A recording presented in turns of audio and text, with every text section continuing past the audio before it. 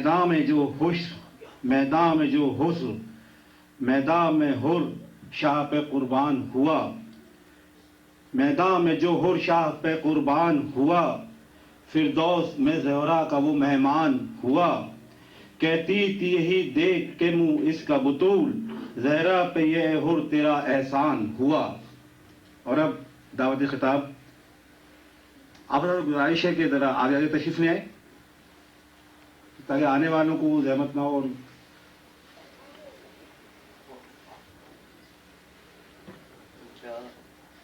اور اب جناب میں التماس کروں گا خطیب اہل بیت جناب علامہ ارتضیٰ حسین نقوی صاحب سے کہ زیر منبر ہو کر مجلس سے خطاب فرمائیں۔ ارتضیٰ حسین نقوی صاحب۔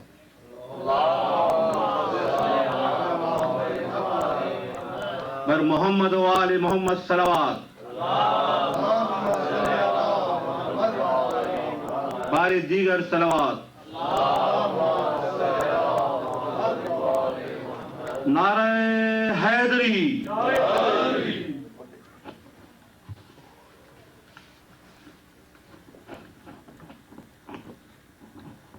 خوشنودی پنتن پاک بلندتر صلوات۔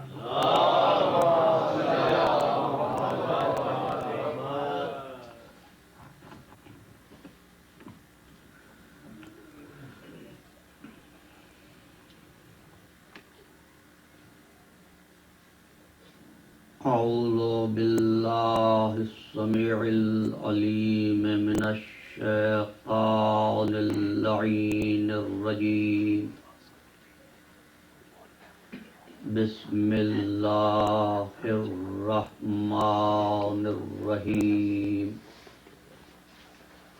الحمد للہ العلی عن شبہ المخلوقین، الغالب لمقال الواصفین، الظاہر بعجائب تدبیرہ للناظرین، الباطن بجلال عزتہ عن فکر المتوہمین، العالم بلا اکتساب ولا ازدیاد ولا علم مستفاد، المقدر لجميع الأمور بلا ربية ولا ضمير، الذي لا تغشاه الظلم ولا يستضيء بالأنوار، لا يرهقه ليل ولا يجري عليه النهار، ليس إدراكه بالأبصار ولا علمه بالأخبار، والصلاة والسلام على نبيه الأمي أرسله بالضياء وقدمه في الاصطفاء، فرتق به المفاتق وصاور به المغالب، ذلل به الصعوبة وسهل به الهدون، حتى سرها الضلال عن يمين وشمال، نور الأول مخلوق الأفضل أبي القاسم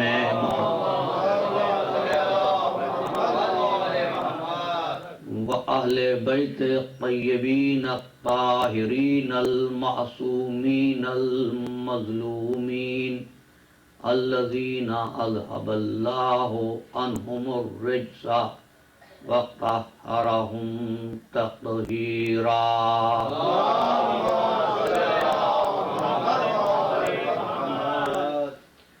اما بعد فقد قال الله تبارك وتعالى في محكم كتابه المبين وهو أصدق الصادقين، بسم الله الرحمن الرحيم، والطور وكتاب مسطور في رق منشور، والبيت المعمور والسقف المرفوع والبحر المسجور، إن عذاب ربك لواقع ما له من دافع یوم تمور السماء مورا وتصير الجبال سيرا فويل يومئذ للمكذبين الذين هم في خوض يلعبون. صلوات.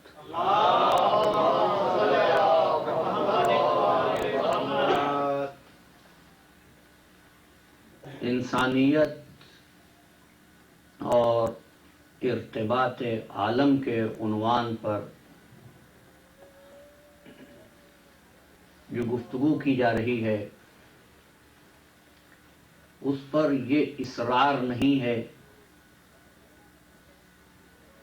کہ جو کچھ کہا جا رہا ہے آپ اس کو تسلیم کر لیں، لیکن اتنی گزارش اور امید ضرور ہے کہ زندگی کی مصروفیات میں سے چند لمحے نکال کر ان امور پر غور کیجیے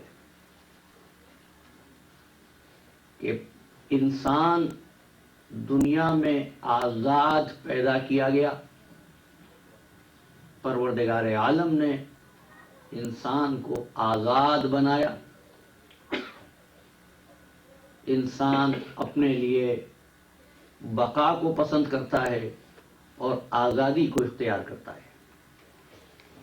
انسانوں کو وہ چیزیں ناپسند ہیں، ناگوار ہیں جو ان کی آزادی میں رکاوٹ بنے یا ان کی زندگی کی سرگرمیوں میں پابندیاں عائد کریں. لیکن عزیزان محترم،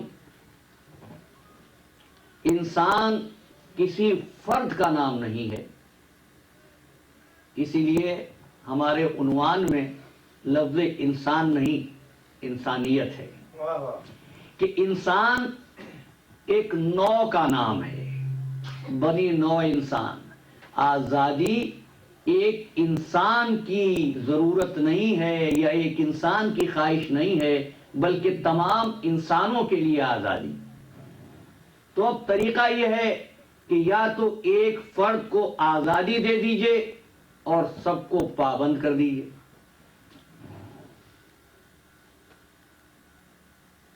لیکن اس سے تمام انسان آزاد نہیں ہوں گے. لہذا ضروری ہے کہ اس آزادی کے کچھ نہ کچھ حدود معین کر دیے جائیں. یہ آپ کا ذوق نظر ہے کہ آپ ان حدود کو آزادی کی شرافت کہیں یا انسانی سرگرمی پر پابندی کہیں. یعنی ایک فکر یہ کہ ایک کو آزاد کرو اور سب کو قید کر دو، اور دوسری فکر یہ ہے کہ ہر ایک کو آزادی دو اس حد تک کہ جہاں دوسروں کے حقوق کو صدمہ نہ پہنچے. یعنی آزادی ملے کچھ حدود کے ساتھ، کچھ قیود کے ساتھ، کسی باؤنڈریز کے ساتھ. ایک لائن وہاں پر ڈرا ہو کہ کہاں تک آزادی ہے. لیکن آزادی کی یہ لائن کون ڈرا کرے؟ اگر کوئی انسان کرے گا تو ظاہر ہے آزادی رشتہ داروں کو ملے گی،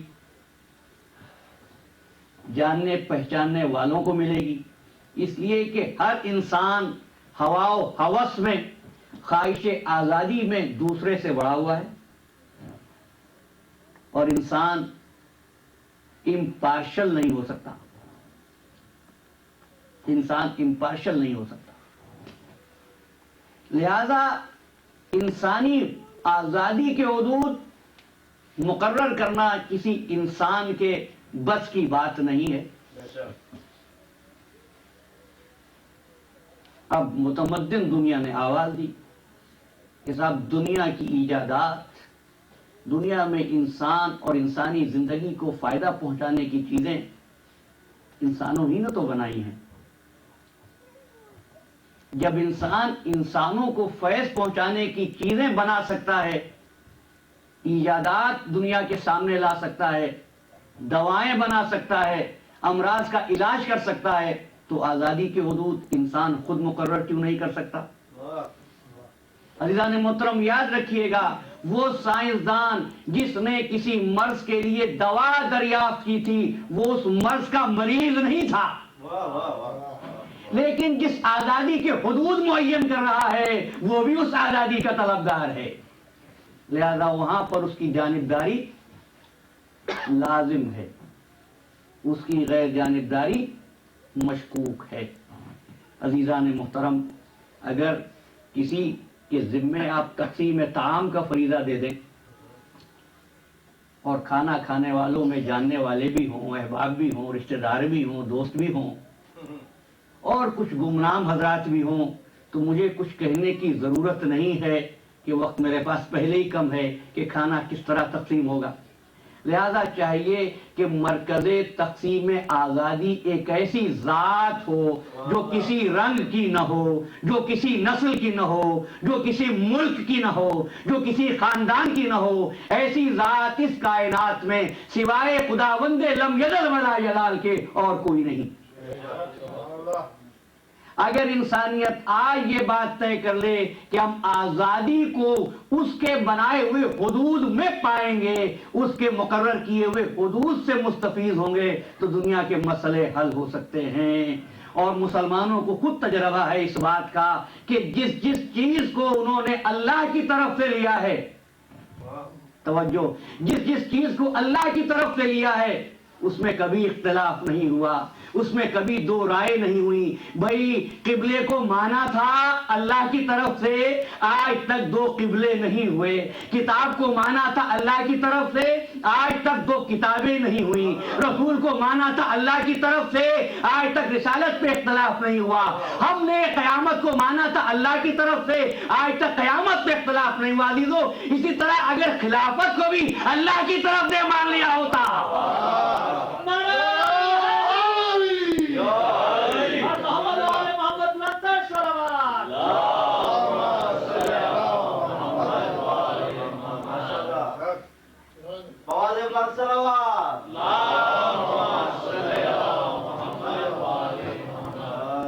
اللہ کی طرف سے مانا جائے، اللہ کی طرف سے مانا جائے۔ بات یہاں تک پہنچی تو کچھ احباب کی ایک حکم کی تعمیل بھی کرتا چلوں۔ دیکھیے عزیزان محترم، اگر ہم آزادی کو، حقوق کو، انسانی سربلندی کے لوازمات کو پروردگار عالم کی طرف سے لیں اور اپنائیں تو ہمارے اندر کی بے چینی ختم ہو جائے گی۔ یہ بے چینی کیوں ہے؟ اس لیے کہ ہم اللہ کی طرف سے نہیں لیتے۔ آج خواتین میں بے چینی ہے، ہماری گواہی آدھی کیوں ہے؟ ہمارا حصہ گہرا کیوں ہے، دوہرا کیوں نہیں ہے؟ عزیزان محترم، اگر یہ تسلیم کر لیا جائے کہ چونکہ ہم نے کلمہ پڑھ کے یہ عہد کیا ہے جو وہ کہے گا وہ مانیں گے، تو پھر یہ بے چینی پیدا نہیں ہوگی۔ یہ استعماری طاقتیں اس امر کو بہت ہوا دیتی ہیں کہ اسلام نے خواتین کے ساتھ انصاف نہیں کیا۔ یاد رکھیے، ہم قانون کو اللہ کی طرف سے مانتے ہیں، رسول کی طرف سے نہیں۔ کیوں؟ اس لیے کہ رسول یہ کہتا ہے اور خالق نے اس سے کہا ہے وَجَعَلْنَاكَ مِنَ الْأَمْرِ شَرِيَّةً فَاتَّبِعْهَا، ہم نے شریعت کو تیرے لیے بنایا ہے۔ محمد عربی کو شریعت پہنچانے کا اختیار تھا، شریعت میں تبدل کا حق نہیں تھا، تبدل کا حق نہیں تھا۔ بھئی یہ بھی ایک سوچ ہے کہ صاحب آپ ڈکٹیٹ کیوں کرتے ہیں؟ میں جمہوری زمانہ ہے، ایک جملہ کہہ کر آگے بڑھوں، اپنے بھی خفا مجھ سے ہیں، بیگانے بھی ناخوش، لیکن صرف ایک جملہ، اسلام نے ایک لمحے کے لیے بھی جمہوریت کی شکل نہیں دیکھی۔ اسلام تو نام ہے آمریت مطلقہ کا، ڈکٹیٹرشپ کا۔ آپ مسلمان بھی ہوں، آپ ڈیموکریٹ بھی ہوں، یہاں ڈیموکریٹ سے مراد جمہوریت پسندی ہے، کسی پارٹی کا نام نہیں ہے۔ آپ مسلمان بھی ہوں اور آپ جمہوری فکر بھی رکھتے ہو، اب بات کہاں سے کہاں نکل جائے گی اور مجھ کو آج بہت خیال رکھنا ہے اور بڑی احتیاط سے آگے بڑھ رہا ہوں. الحمدللہ آپ کی دعاؤں نے اس قابل تو بنا دیا کہ گفتگو کرنے کے لائق ہو سکا. اقبال نے بھی کہا تھا جمہوریت ایک طرز تماشا ہے کہ جس میں، وہ اس لفظ کے لیے معاف کر دیں گردیری صاحب، جمہوریت ایک طرز تماشا ہے کہ جس میں بندوں کو گنا کرتے ہیں تولا نہیں کرتے. جہاں فلسفی کی رائے کا وزن وہی ہو جو ایک ان پڑھ کی رائے کا ہو. آپ کو اس نظام پہ اعتبار ہے اور وہ یعلم ما فی السماوات والارض، اس کے نظام پہ شک کیوں ہے؟ اور جو کمزور چین ہوتی ہے وہاں پر دشمن حملہ آور ہوتا ہے. بہت سی باتیں ہیں خواتین کے امور پر، جن میں سے ایک بات یہ ہے حصہ آدھا کیوں ہے. بھائی دیکھیے، انہوں نے آ کر کہا کفار مکہ نے محمد دین اچھا معلوم ہوتا ہے، کتاب بھی اچھی ہے، ایسا کریں یا تو ہم کو کوئی دوسری کتاب دے دے یا اس میں تھوڑا سا رد و بدل کر دیں اور بدلو ہو، یا تو دوسری کتاب دیں یا اس میں رد و بدل کر دیں. فرمایا کہ اس کتاب میں رد و بدل کا حق تو مجھ کو بھی نہیں ہے. بحث کی ضد کی تو کل لکم دینکم ولی دین، تمہارے لیے تمہارا دین، ہمارے لیے ہمارا دین. بات صرف اتنی سی ہے، اگر انسان اس پر بھی اکتفا کر لے کہ جو تم سوچتے ہو وہ تمہارا، جو ہم سوچتے ہیں وہ ہمارا، تو اس فکر کے نتیجے میں یا تو دوست پیدا ہوگا یا دشمن پیدا ہوگا، یا موافقت ہوگی یا مخالفت ہوگی. اور کوئی بھی معاشرہ امن و امان کی راہ پر، سکون کی راہ پر گامزن رہ سکتا ہے اگر اس میں یہ دو چیزیں ہوں، موافقت ہو یا مخالفت ہو. جہاں یہ تیسری چیز آتی ہے جو نہ موافقت ہوتی ہے نہ مخالفت ہوتی ہے، جس کو منافقت کہا جاتا ہے، یہ کسی بھی نظام کی راہ میں رکاوٹ ہوا کرتی ہے. قانون کس نے پہنچایا؟ محمد عربی نے. اگر سرکار دو عالم کی اولاد میں بیٹے ہی بیٹے ہوتے، اصولی بحث نہیں کروں گا اس مسئلے پر، ایک مثال سے گزر رہا ہوں، اگر سرکار دو عالم کے بیٹے ہی بیٹے ہوتے تو کوئی کہتا ہے کہ صاحب انہوں نے تو عورتوں کے لیے ایسا ہی قانون بنانا تھا، یہ بیٹی کی قدر کیا جانے. لیکن قانون اس نے بنایا جس کو اللہ نے بیٹی عطا کی تھی. جو قانون تم کو دے رہا ہوں وہ قانون میری بیٹی کے لیے بھی. یہاں پر فقہ کے مسئلے میں تبدیلی نہیں ہوئی. تو مرکز تقسیم آزادی، اپنے موضوع پر واپس آتا ہوں، مرکز تقسیم آزادی ذات خداوند عالم، یہ تسلیم کرو.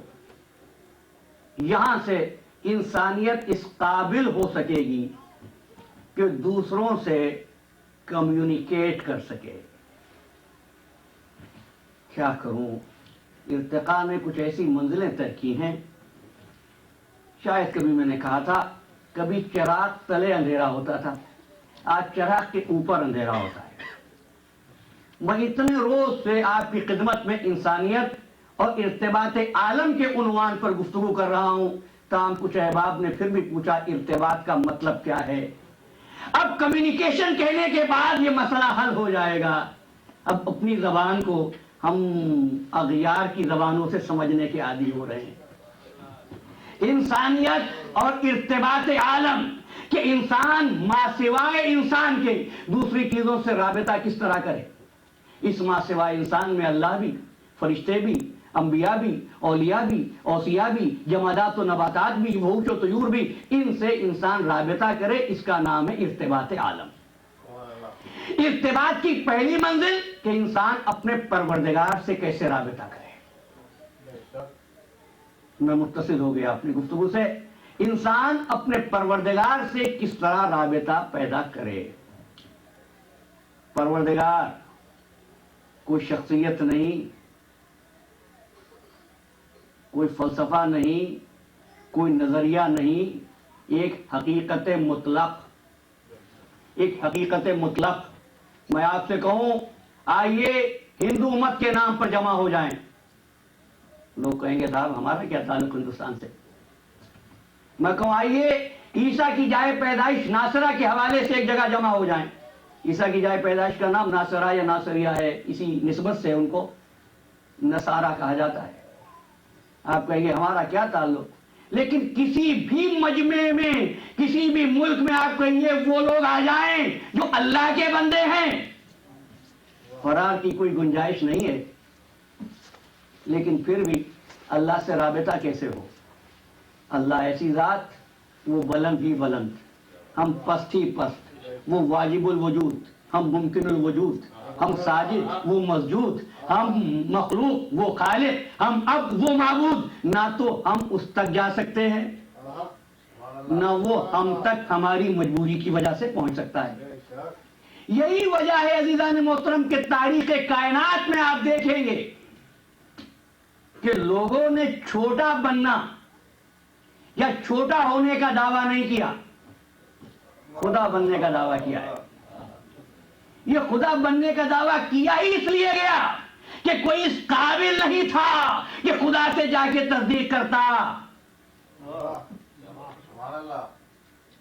دعوی خدائی دوسرا دعویٰ کون سا ہو سکتا ہے اس کے بعد؟ دعوی نبوت، اس کے بھی منکرین، اس کے بھی دعوے دار آپ کو مل جائیں گے، دعوے داران نبوت آپ کو ملیں گے۔ کیوں کرتے ہیں دعوی نبوت؟ میں کہہ دوں مجھے اللہ نے نبی بنا کر بھیجا ہے، آپ شک کریں، میں کہوں جا کر اللہ سے پوچھو۔ کوئی جا کر پوچھ نہیں سکتا، خدا تک جانے کے لیے کوئی تیار ہی نہیں ہوگا، محاورتاً بھی تیار نہیں ہوگا، حقیقتاً تو بڑی بات ہے، کوئی تیار نہیں ہوگا۔ اچھا آپ نہ جائیے، خدا ایک فرشتہ بھیج دے، کیا نہیں، ہم نہیں چاہتے اس کا فرشتہ آئے، فرشتوں پر ایمان ہے، فرشتے سے ملاقات اس کی ہمت نہیں ہے، یہ دعوے کیے گئے۔ لیکن ایک بات عزیزان محترم یہاں کہتا چلو کہ خدا ہونے کا دعویٰ کرنے والوں سے زیادہ خرابی خدا بنانے والوں میں تھی۔ خدا بننے والوں سے زیادہ خرابی، نوجوانوں کے لیے جملہ کہہ رہا ہوں، خدا بننے والوں سے زیادہ خرابی خدا بنانے والوں میں تھی۔ انسان خود کچھ نہیں بنتا، کچھ لوگ بناتے ہیں تو بن جاتا ہے۔ ارے ایک انسان چیخ چیخ کر کہہ رہا تھا سیدھا چلوں تو پیچھے آنا، ٹیڑھا چلوں تو سیدھا کرنا، لوگوں نے کہا تجھ کو بنا کے رہیں گے۔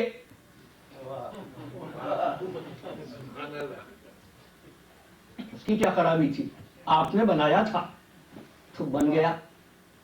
بننے کے بعد پڑھے لکھے احباب مجھے سماعت کر رہے ہیں، آخری وقت آیا تو تمام بدن کانپ رہا تھا۔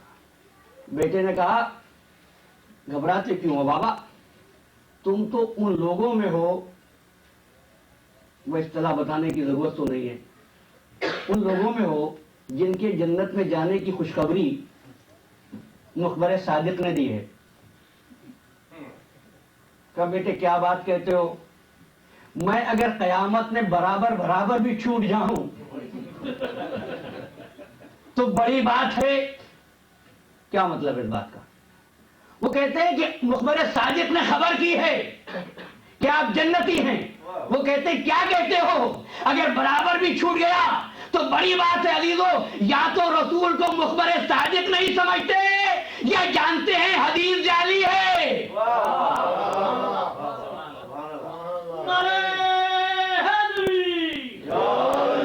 محمد وآل محمد بلند صلوات۔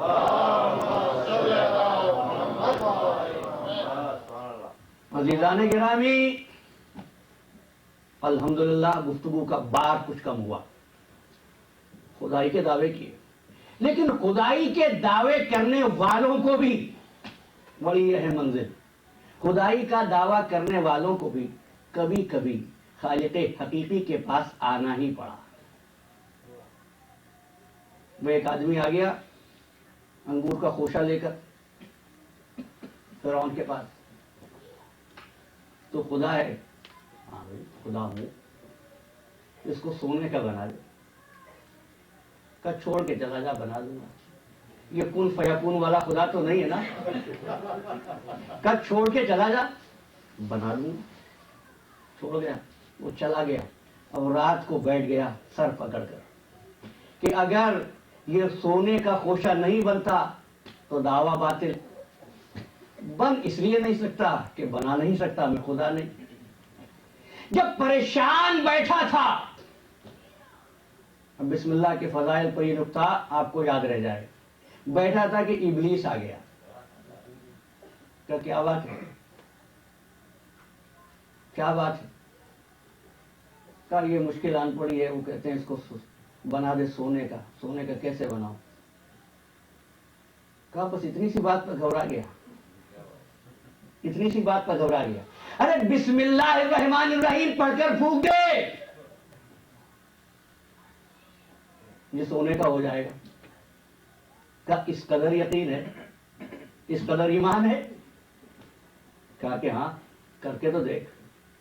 اب جب فرعون نے بسم اللہ پڑھ کر پھونکا تو انگوروں کا وہ خوشہ سونے کے انگور کا خوشہ بن گیا. متعجب ہوا. ابلیس سے کہا اتنا یقین ہے تجھ کو؟ اگر اتنا یقین تھا ایک سجدہ آدم کو اور کر لیتا, ایک سجدہ اور کر لیتا. کہنے لگا جانتا تھا آدم کی پشت میں تجھ جیسے بدبخت آنے والے ہیں. اب یہاں سے منزل آسان ہوئی نا. یقین قدرت پروردگار میں کمی نہیں تھی, پھر بھی عزازیل ابلیس کیسے بنا؟ کوئی کمی تھی یقین میں؟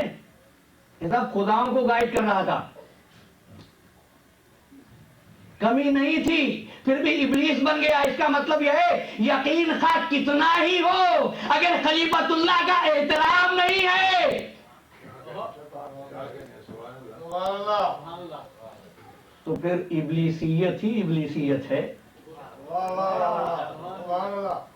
اب جو شہر میں قحط پڑ گیا, دریا سوکھ گیا. اب لوگ چاہتے ہیں پانی جوش میں آئے, پانی جوش میں نہیں آتا. لوگوں نے آ کر کہا کہ تو خدا ہے ہمارا, اب تو ہی کچھ کر. کروں گا, لیکن پریشان یہ کروں تو کیا کروں, کروں تو کیسے کروں. اب لکھا یہاں پر علماء نے کہ فرعون نے رات کی تنہائی میں ایک مرتبہ عبادت کا سجادہ جو ہے بچھا دیا. اب میں یہ ظاہر ہے کہ آپ تک پہنچانے کے لیے لفظ استعمال کرتا ہوں, عبادت کے لیے جائے نماز بچھا دی. بیٹھ گیا, پروردگار میری عزت تیرے ہاتھ میں ہے. یہ خدائی کا دعوے دار کہہ کیا رہا ہے؟ پروردگار میری عزت تیرے ہاتھ میں ہے, میری لاج رکھ لے. اللہ اکبر. ایسا کریم آقا جو ایسے بندوں کی لاج بھی رکھ لیتا ہے. دعا مانگنے کے بعد یقین ہوا کہ یہ پرچہ ہے, جا کے ڈال دینا, دریا میں جوش آ جائے گا. دریا میں جوش آ گیا, واقعہ ختم ہوا. اب دعوت فکری ہے. فرعون جھوٹا خدا تھا نا, کس سے دعا مانگی؟ سچے خدا سے. اگر پروردگار نے, خالق حقیقی نے جھوٹے خدا کی مدد کی اور اس کی تمنا برائی اور خواہش برابر ہوئی اور پانی آ گیا, تو اس کا مطلب یہ ہے کہ یہ اگر کہیں پر کوئی سچا دعوے دار جھوٹے کی مدد کر دے تو یہ نہ کہنا وہ جھوٹے کے اقتدار پہ راضی تھا.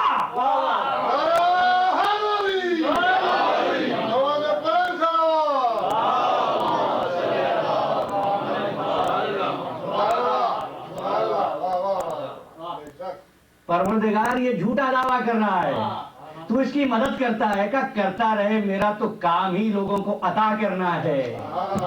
مولا انہوں نے تو چھینا, کہ چھینا تو کیا ہوا, مشکل کشا تو ہم ہیں.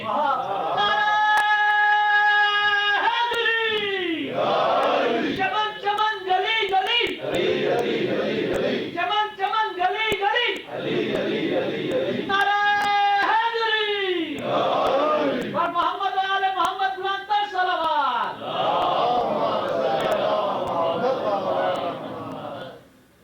عزیزان محترم, وہ خالق حقیقی وہ عطا کرتا ہے, اور ایسا عطا کرتا ہے, ایسا عطا کرتا ہے کہ اس کے خزانے سے नमरूद को भी मिलता है, इब्राहिम को भी मिलता है, फिरौन की अता में कमी नहीं, और मूसा के लिए भी उसके खजाने रहमत में कोई कसर उठा नहीं रखी, बल्कि इंतजाम ये किया है। मूसा की माँ से वादा किया था, घबरा नहीं, अगर फिरौन के घर में इस बच्चे की परवरिश करके इसके हाथ से फिरौन की दाढ़ी न निजवा दूं, इंतजाम है तो ये वो ऐसा परवरदिगार, ऐसा करीम आका, ऐसा रहीम आका अता सबको करता है। परवरदिगार तू जो कुफ्फार को अता करता है, क्या कुफ्फार के कुफर पर राजी है? सूरज उमर, परवरदिगार नहीं चाहता कि उसके बंदे कुफ्र इख्तियार करें, फिर भी वो काफिरों को देता है ना। देता काफिरों को इसलिए है कि वो रज़्ज़ाक है, तो जो मुश्किल कुशा है वो सबकी मदद करता है, अपनों की भी दुश्मनों की भी। ये और बात है कि दूसरे आके अहद भी करते हैं, अगर तुम न होते, लेकिन अता में कमी नहीं। ऐसा मरकज़ तक़सीम में आज़ादी होना चाहिए। फिर अपने मौजू पर वापस आ रहा हूं। वो खल्लाक़ आलम, वो मरकज़ है, वो हुकूक़ आज़ादी देता है, वो इंसानों को अता करता है, सबको अता करता है, और ऐसा दस्ते काहिरा है उसका कि कायनात की हर शय उसके इताअत की जंजीर में मुक़य्यद है, उसकी जंजीर में बंधी हुई है। मैंने एक वादा और भी किया था, आज को इंशाअल्लाह मुश्किल लफ्ज उर्दू का नहीं बोलूंगा, लेकिन क्या करूं, आदत से मजबूर हूं। और फिर यह सोचता हूं कि अगर 30-35 साल की आदत नहीं बदल सकती तो 60 बरस की आदतें यकबयक कैसे बदल सकती थी? तो इस आदत से मजबूर, आप माफ फरमाएं, बात आगे बढ़ती है। उसके सामने कायनात की हर चीज इताअत करती है, उसकी इबादत करती है। ठीक, लहू अस्लमा मन फिस समावात वल अर्ज़ तौअन व करा, जो कुछ भी जमीन और आसमान में है वो उसके सामने अपने सर को झुकाए हुए है। वह तैरो साफात कुल्लुन कद अलमा सलाता हुआ तस्बीह, ये परिंदे जो उड़ते फिरते हैं ये भी अपनी सलात और तस्बीह का इल्म रखते हैं। ठीक, इरशाद हुआ व इम मिन शैइन इल्ला युसब्बिहु बिहम्दिही वलाकिन ला तफ़क़हूना तस्बीहहुम, हर वो चीज के जिसको तुम चीज कह सको। ये लफ्ज़ शय याद रह जाए, कल यहां से गुफ्तगू शुरू करूंगा। व इम मिन शैइन, हर वो चीज के जिसको तुम चीज कहते हो वो उसकी तस्बीह करती है। क्या? सूरज उसकी तस्बीह करे, चांद उसकी तस्बीह करे, सितारे उसकी इताअत करे, परिंदे उसकी तस्बीह पढ़े, हर शय उसकी तस्बीह पढ़े। अजीजों, कभी तुमने देखा कि सितारों ने कहा हो चांद की इबादत बातिल है? कभी तुमने देखा सूरज ने कहा हो कि पत्थरों की इबादत बेकार है? कभी तुमने देखा चीजों ने कहा हो कि परिंदों की तस्बीह गलत है? ये इंसान है, अपनी इबादत में ऐसा नाज़ा है कि दूसरे इबादत गुजार की इबादत हमेशा इसको गलत नजर आती है। कायनात की किसी शय ने किसी पर फतवा नहीं लगाया, ये काम हजरत इंसान के हिस्से में आया है। इतनी किताबें लिख मारी, इतनी रिसर्च की, और मैंने शायद किसी मौके पर कहा हो इतने रिसर्च इंस्टीट्यूट कायम हुए। जब मैं कहता हूं एक ऐसा इंस्टीट्यूट बनाइए जो इस अमर पर रिसर्च करे कि ये क्या रिसर्च कर रहे हैं।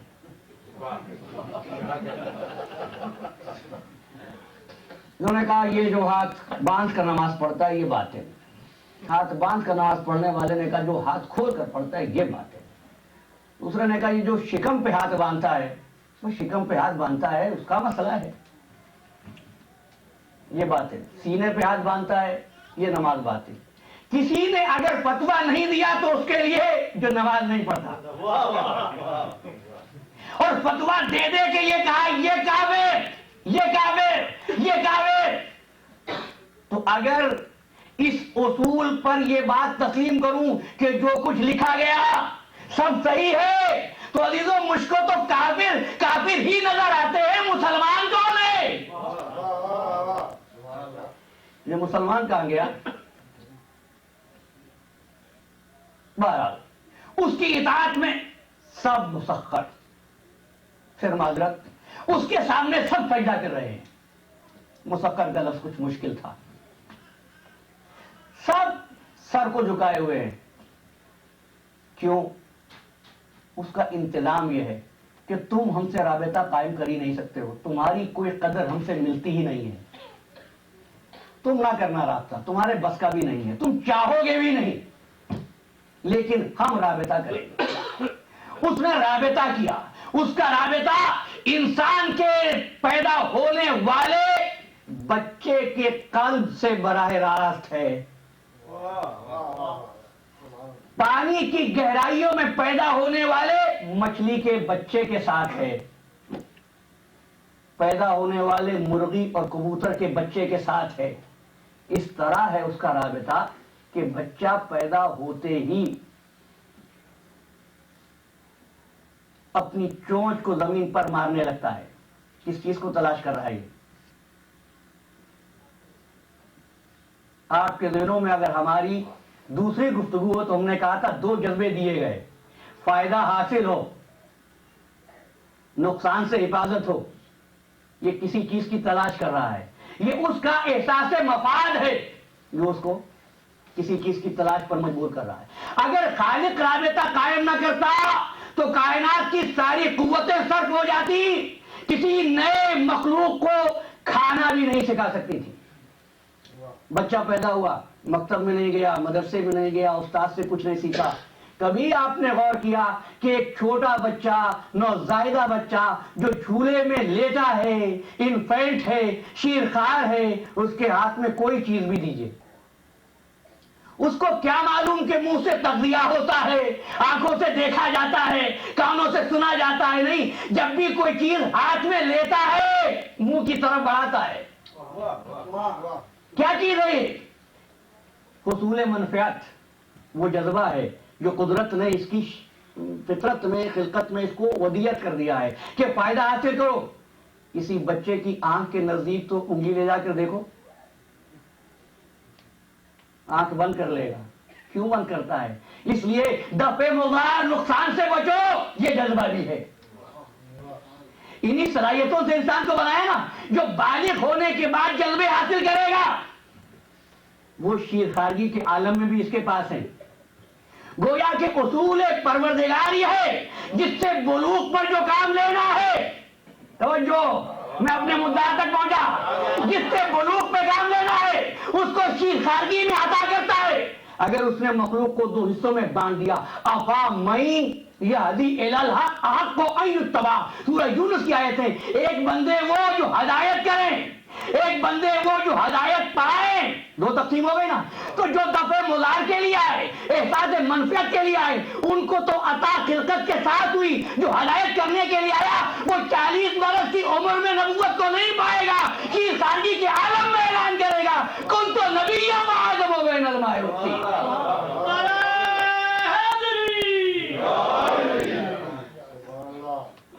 پنتن پاک بلندتر صلوات.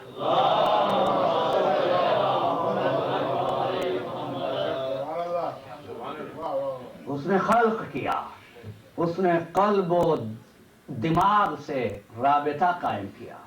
یہ قلب کیا ہے انشاءاللہ گفتگو ہوگی. اس سے رابطہ قائم کیا، اس کو سکھایا. وہ پہچاننے لگا کون میرا دوست ہے، کون میرا دشمن ہے.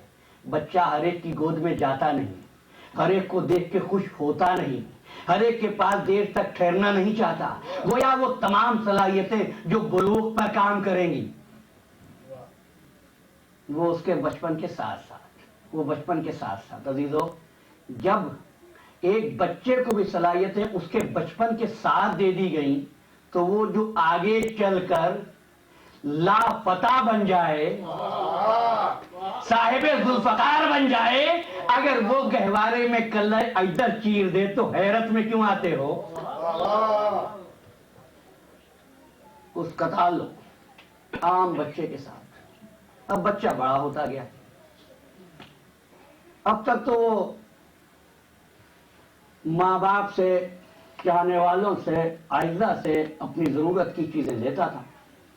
جب بڑا ہوا، الحمدللہ جاب کرنے کے لائق ہوا، تو اس نے کہا اب تو میں خود کماتا ہوں، اگر باپ نے کہہ دیا کہ اللہ کو یاد کر، کا یہ پرانے زمانے کی باتیں ہیں؟ آج تک یہ طے نہیں ہو سکا کہ مخلوق کو آپ اس جدت پسند زمانے میں کس فہرست میں رکھیں۔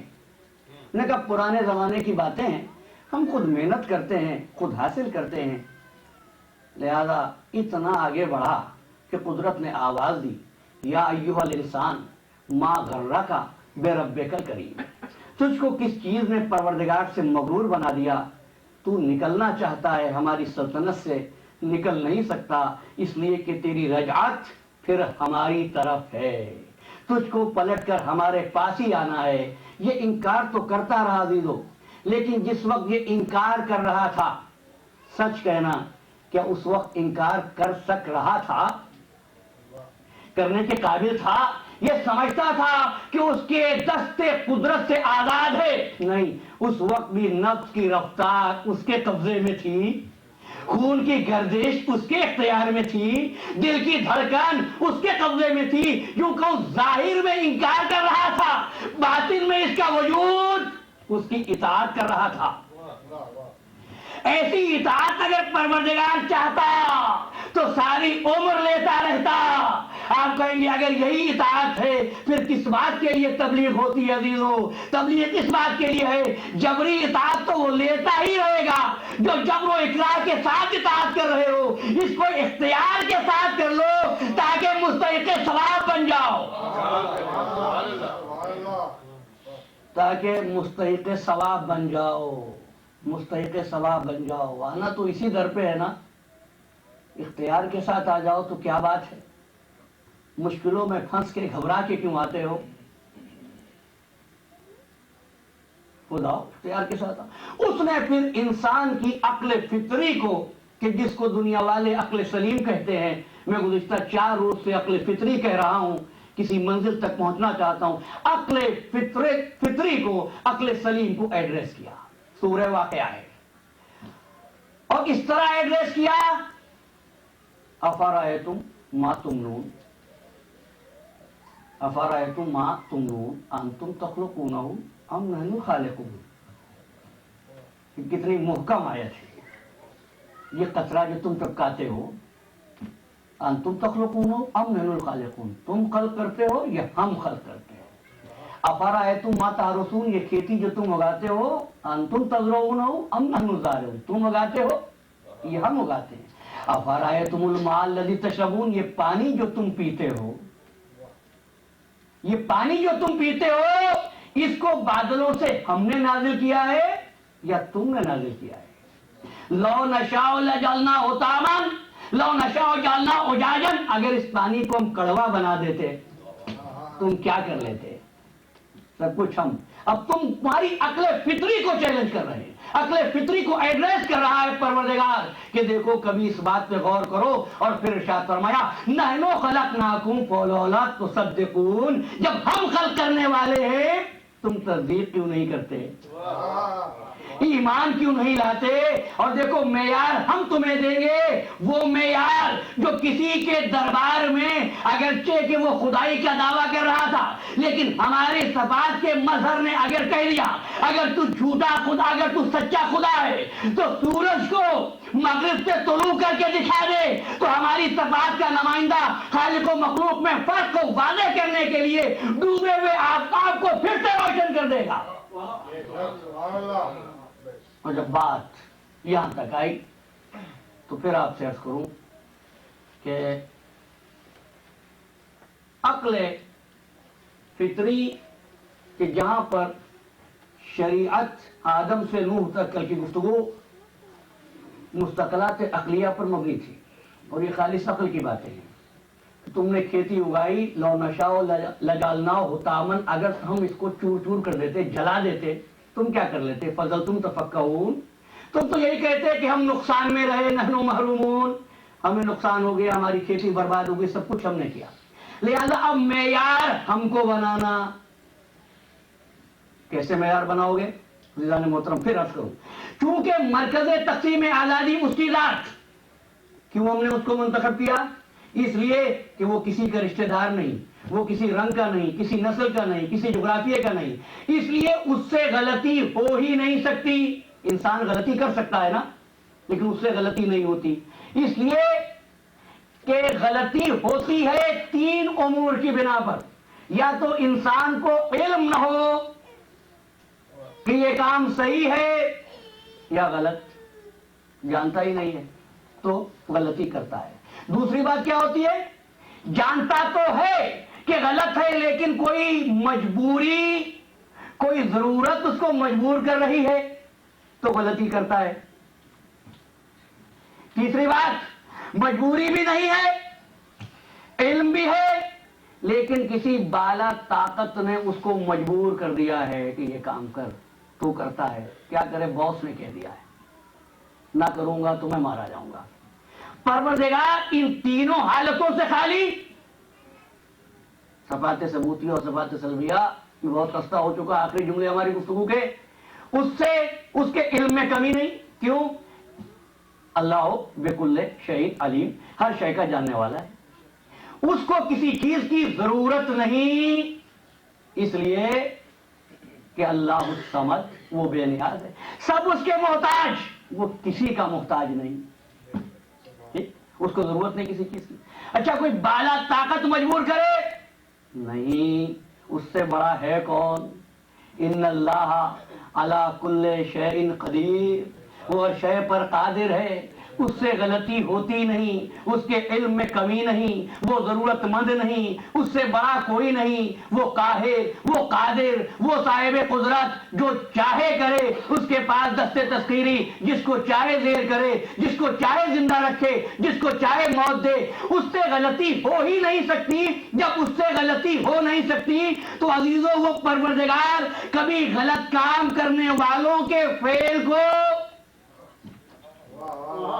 غلط کام کرنے والوں کے کام کو اپنا کام نہیں کہہ سکتا۔ جن ہستیوں کے کام کو پروردگار اپنا کام کہہ دے، سمجھو نہ اس سے غلطی ہوتی ہے نہ ان بندوں سے غلطی ہوتی ہے۔ نعرہ حیدری، محمد و آل محمد بلند پر صلوات۔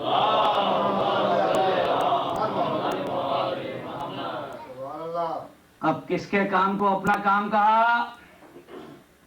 اگر کسی نے گفتگو کی تو آواز دی وما ینطق عن الہوا،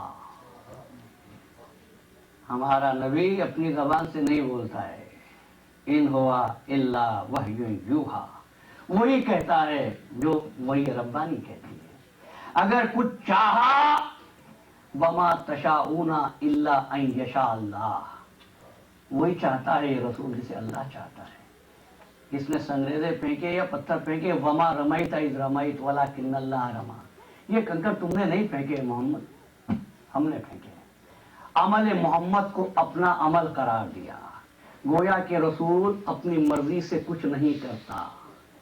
اگر کچھ چاہا تو خوشنودی معبود میں، کچھ کہا تو وہی کے اشارے سے، کچھ کیا تو اللہ کی رضا میں۔ اگر یہ رسول کسی کو دوش پر بٹھا لے تو اس کی مرضی نہیں، وہی کی مرضی ہے۔ اگر کسی کو کاندھے پر بٹھا کر بازار میں لے آئے تو خدا کی مرضی ہے، اگر کسی کو محفل میں بلا لے تو خدا کی مرضی ہے، کسی کو محفل سے نکال دے تو خدا کی مرضی ہے۔ اپنی مرضی سے کچھ نہیں کہتا۔ بات یہاں پہ رکتی نہیں ہے۔ محمد عربی یتیم تھے نا، یتیم تھے نا، کس نے یتیمی میں پناہ دی تھی؟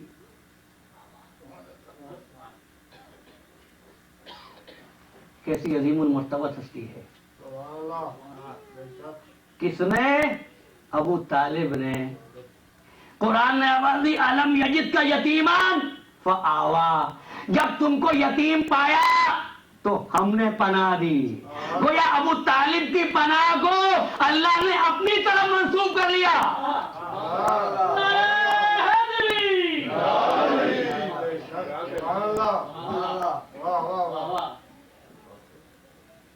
لیکن ایک بات ہے پھر بھی جو چپتی ہے دل میں کبھی کبھی، اور بات یہ ہے کہ سب کچھ ٹھیک ہے لیکن کلمہ کب پڑھا تھا؟ یہ فکر ہے جو کھائے جاتی ہے ہم کو صبح شام. اگر کلمہ اور پڑھ لیتے تو مسئلہ ہی آسان تھا. یہ سمجھتے ہیں اسلام کا آغاز کلمے سے ہوتا ہے. ہاں ہوتا ہے. اسلام کا آغاز کلمے سے ہوتا ہے. اسلام کا آغاز ان کے اسلام کا آغاز کلمے سے ہوتا ہے. یا ابتدا کفر سے ہو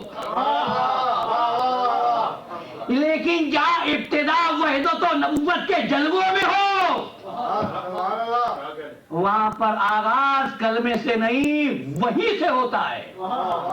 بتاؤ حضور پر پہلے کلمہ پڑھنے کی وحی آئی تھی یا اقرا بسم ربک الذی خلق آئی تھی؟ اقرا بسم ربک الذی خلق آئی تھی.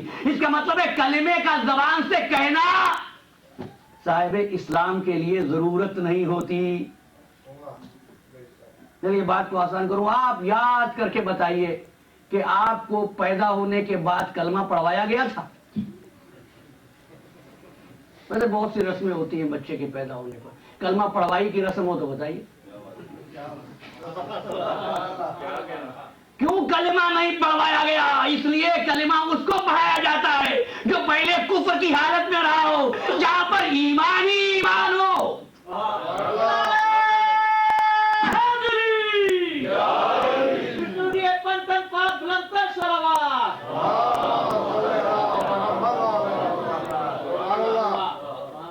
جہاں پر ایمان ہی ایمان ہو. اور یہ ہستی تو وہ ہے سب دلیلوں میں دلیل ایک مگر غالب ہے, کل ایمان تو ایک جزو ابو طالب ہے. یہ ہستی تو وہ ہے کہ انہوں نے پرورش کی کوئی انکار نہیں کرتا. حضرت ابو طالب نے پرورش کی ہے, حضرت ابو طالب نے رسول اللہ کی حفاظت کی ہے, کوئی انکار نہیں کرتا. رسول اللہ کو کھانا کھلایا ہے, کہا سب ٹھیک ہے. رسول اللہ کو گھر میں رکھا ہے, کہا سب ٹھیک ہے. رسول اللہ کے ساتھ آتے جاتے رہے, کہا یہ بھی ٹھیک ہے. کہا یہ سب کچھ ٹھیک ہے, کلمہ نہیں پڑھا تھا. اچھا ساتھ اٹھے تھے, کہاں؟ ساتھ بیٹھے تھے, ہاں. ساتھ کھایا تھا, ہاں. ساتھ آتے جاتے تھے, کہاں؟ اب بات بعد میں. ایک اصول تو ٹھہرا, ساتھ اٹھنے سے, ساتھ بیٹھنے سے, ساتھ کھانے سے, ساتھ پینے سے کسی کا اسلام ثابت نہیں ہوتا.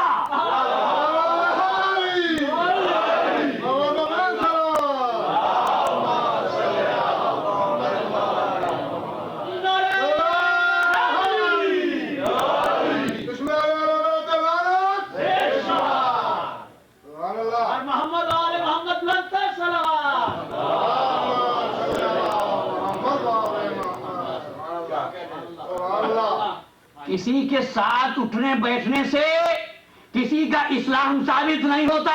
بھائی ساتھ بیٹھنا اور ہے اور جز بن جانا اور ہے. ساتھ رہنے والے اور ہوتے ہیں, نیت کی منزل پر ہونے والے اور ہوتے ہیں. یہی فرق ہے عزیزان محترم, اور یہیں سے اس بات کو جان لیجئے اور یاد رکھیے. ایک جملہ آپ کہتے ہیں اسلاب طاہرہ اور ارحام مطہرہ. یہ اسلاب طاہرہ اور ارحام مطہرہ, ان سے گزر کر اللہ کا نبی بنتا ہے. اور جس کی آغوش وہ آغوش ہو جو یتیم کو گود میں لے کر دانائے سبل کر دے, ختم الرسل بنا دے, اس کی عظمت کیا ہوگی عزیزان محترم. اس کے عمل کو پروردگار نے اپنی طرف منسوب کر لیا ہے.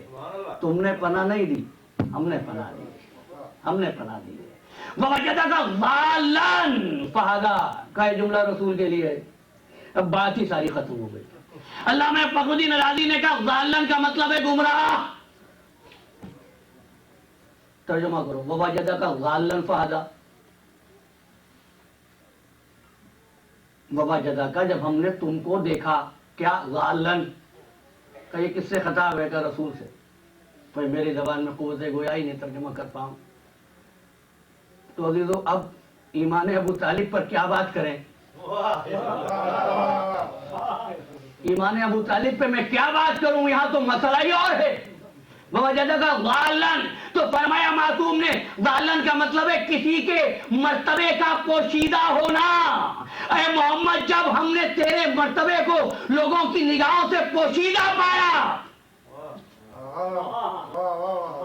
تو ہم نے تیرے مرتبے کو ظاہر کیا۔ اور عزیزان محترم، کس نے اس مرتبے کو ظاہر کیا؟ جب حضور کے پہنچنے میں دیر ہوئی، ابو طالب نے انتظام کیا، جوانان ہاشم کو تلواریں دی اور خانہ کعبہ میں بٹھایا اور کہا بھیجتا ہوں، اگر خبر نہ ملے جب میں اشارہ کروں تو ایک ایک کا سر اڑا دینا۔ تھوڑی دیر میں بھتیجا صحیح سلامت آیا۔ ایمان ہو تو ایسا ہو، اظہار ہو تو ایسا ہو، جرأت ہو تو یہ ہو، فرمانے لگے میرا بھتیجا آ گیا، اللہ کا شکر ہے، لیکن جان لو اگر نہ آتا تو میں کیا کرتا۔ لوگوں نے ابو طالب کی طرف دیکھنا شروع کیا، کیا کرتے؟ کہ مرتبہ جوانوں کو اشارہ کیا، جو کچھ تمہارے پاس ہے ظاہر کرو۔ سب نے شمشیر و تلواروں کو ظاہر کیا۔ فرمایا میں نے حکم دیا تھا اگر میرا بھتیجا صحیح سلامت نہ آئے تو تم میں سے ایک ایک کو قتل کر دیا جائے۔ اور سنو، تم میں سے ایک ایک قتل ہو جائے، اس کے بعد بھی میرے بھتیجے کا صلہ عوض نہیں ہو سکتا، اس لیے کہ میرا بھتیجا اس کائنات کی خلقت کا موجد ہے۔ اور پھر فرمایا شیر نر کی طرح للکارتے ہوئے کہ ہماری نسلیں مٹ جائیں گی لیکن نام محمد کو ہم مٹنے نہیں دیں گے۔ بس عزیزو، یہی بات ہے، جب ہجرت کی رات میں فرشتہ آیا ہے، دیکھیں سونے والے سے کوئی بات کرتا ہے، علی سو رہے تھے، چلیے پھر کسی اور موقع پر فرشتوں نے آ کر کہا ان اللہ یبائی بیکل ملائکہ، آج اللہ فرشتوں کے سامنے فخر و مباحات کرتا ہے، اور کیا کہہ کر کہا بقن لگا یا علی ابن ابی طالب، مبارک ہو ابو طالب کے فرزند علی۔ بھائی اتنا تو مجھے یقین ہے کہ بقن کے الفاظ آپ نے دو موقعوں پر ضرور سنے ہوں گے۔ ایک موقع یہ ہے بقن لگا یا علی ابن ابی طالب، آج تو بڑی شان سے سوئے ہیں آپ، اللہ فرشتوں کے سامنے فخر و مباحات کرتا ہے، علی کہہ دیا ہوتا علی ابن ابی طالب۔ عزیزو، یہ انسان ایک طرف ارتباط کرو فرشتوں سے، فرشتہ ایسے موقع پر بھی ایسا احسان شناس ثابت ہوا کہ اس موقع پر اس احسان کرنے والے کو نہ بھولا جس نے محمد کے بستر پر سونے کی عادت ڈالی تھی، اور ابو طالب کو خراج تحسین پیش کیا۔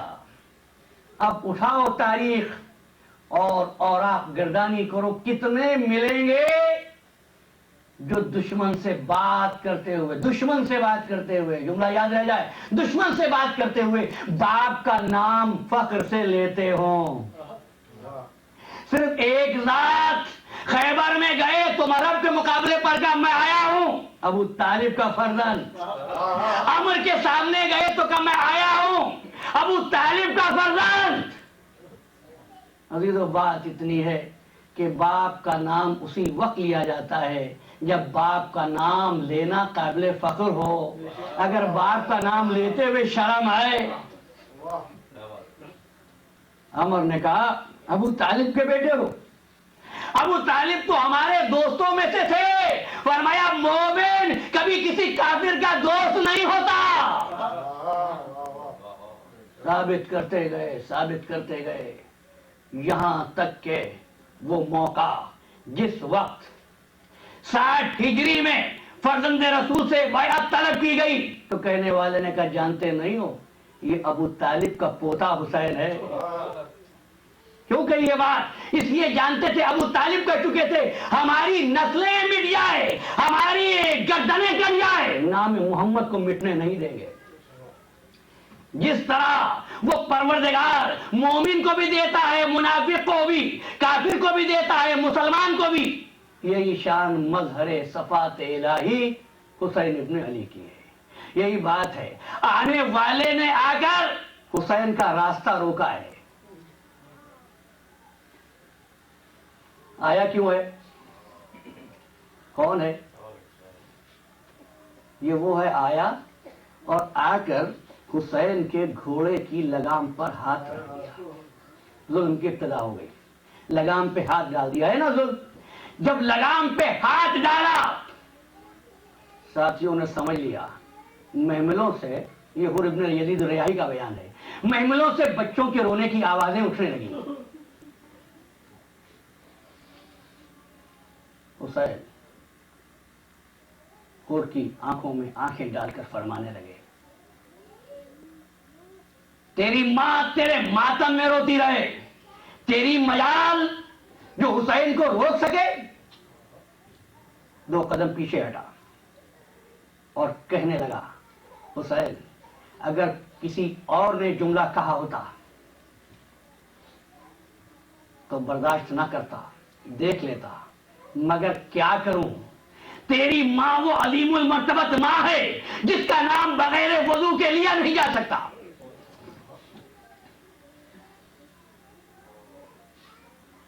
ایک مرتبہ اب پانی کا سوال ہوا، یا حسین ابن علی نے دیکھا پیاسے ہیں، اور آپ کو معلوم ہے ریگستانوں کا سفر ہو، چھوٹے چھوٹے بچے ساتھ ہوں، پانی کا ملنا گرمی کے موسم میں کتنا دشوار گزار ہوتا ہے. کچھ مشکیں پانی کی بھری ہیں، لیکن جب حر کے لشکر کو پیاسا دیکھا ہے تو آواز دی، عباس بھائی، علی اکبر بیٹا، یہ لوگ پیاسے، ان کو پانی پلا دو. ساتھ یہ کوثر کا بیٹا ہے، پانی پلا دو. اور شان سنیے کس طرح پانی پلایا گیا ہے. حسین اور عباس خود مشکوں کا دہانہ کھول کر حر کے ساتھیوں کو پانی سے سیراب کر رہے تھے. اور اس کے بعد فرمایا، دیکھو ان کے گھوڑوں کی زبانیں بھی باہر نکلی ہوئی ہیں، جانوروں کو بھی سیراب کر دو. اس کے بعد حر سے گفتگو ہوئی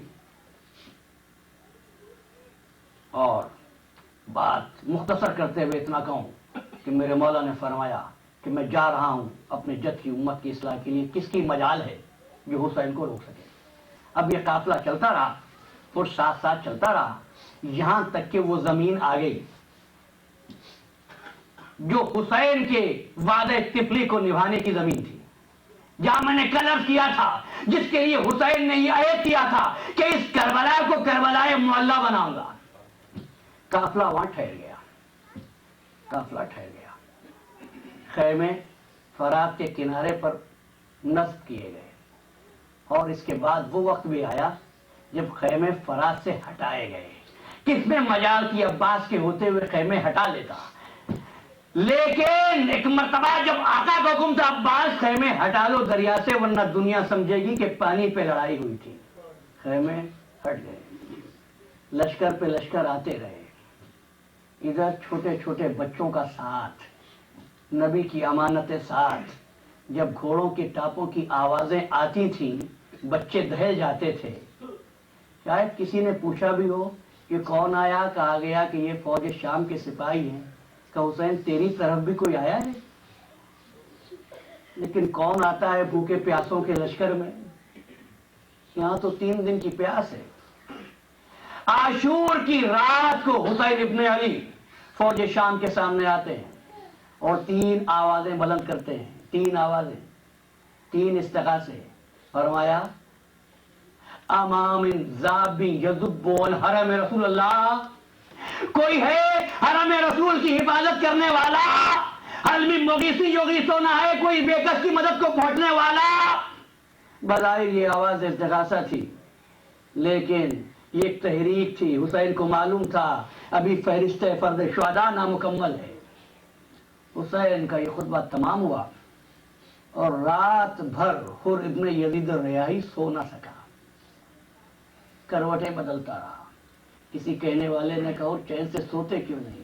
کہا کیا سوؤں، میرے ایک طرف جنت ہے اور ایک طرف جہنم کے شعلے ہیں، جہنم میں چلنے کی طاقت مجھ میں نہیں ہے. صبح ہوئی، ایک مرتبہ گھوڑے پر سوار ہوا، اپنی سواری کو بڑھایا، اپنے ایک عزیز سے مخاطب ہوا قرہ ابن قیس سے. کہا کیا تم نے آج اپنے گھوڑے کو پانی پلایا ہے؟ یہ سوال نہیں ہے، یہ انسانیت کو جھنجھوڑنے کی تحریک ہے. کیا تم نے اپنے گھوڑے کو پانی پلایا ہے؟ کہاں پانی پلایا ہے. اور بتا رہے تھے کہ تم لوگ تو اپنے جانوروں کو بھی سیراب کر رہے ہو اور محمد کا نواسا پیاسا ہے، اس کے بچے پیاسے ہیں. اس کے بعد گھوڑے کو بڑھانا شروع کیا. اور کا بدن کانپ رہا تھا. کسی نے بڑھ کے کہا اور کیا فوج حسین پر حملہ کرو گے؟ حملے کا نام سنا ایک مرتبہ ہاتھوں پہ لرزا ہوا. کہا تو جیسا بہادر تو ملک عرب میں موجود نہیں، تو ڈر گیا حملے سے؟ کہا حملے سے نہیں ڈرتا ہوں، لیکن دیکھ رہا ہوں کہ ایک طرف محمد کا نواسا ہے اور دوسری طرف یہ جہنم کے شعلے ہیں. بیٹے کو آواز دی، بیٹے میرے ساتھ آ. قیام حسینی کی طرف چلا اور چلنے سے پہلے ایک مرتبہ بیٹے کو بلایا کہ بیٹے ایسا کر، میرے دونوں ہاتھوں کو رومال سے باندھ دے. میرے دونوں ہاتھوں کو رومال سے باندھے. یہ ہاتھ وہ ہیں جنہوں نے حسین کی لگام پہ ہاتھ ڈالا تھا. ہاتھوں کو بیٹے نے باندھ دیا. اس کے بعد بیٹے سے کہا بیٹے ابا کو میرے چہرے پہ ڈال دے، اس لیے کہ میرا چہرہ اس قابل نہیں کہ مولا کو دکھا سکوں. بیٹے نے ابا کو حر کے چہرے پر ڈال دیا. علی ابن حر ساتھ ساتھ اور جا رہا ہے آگے. ایک مرتبہ بیٹے نے اللہ اکبر کہا اور نے کہا بیٹے اللہ اکبر کیوں کہا؟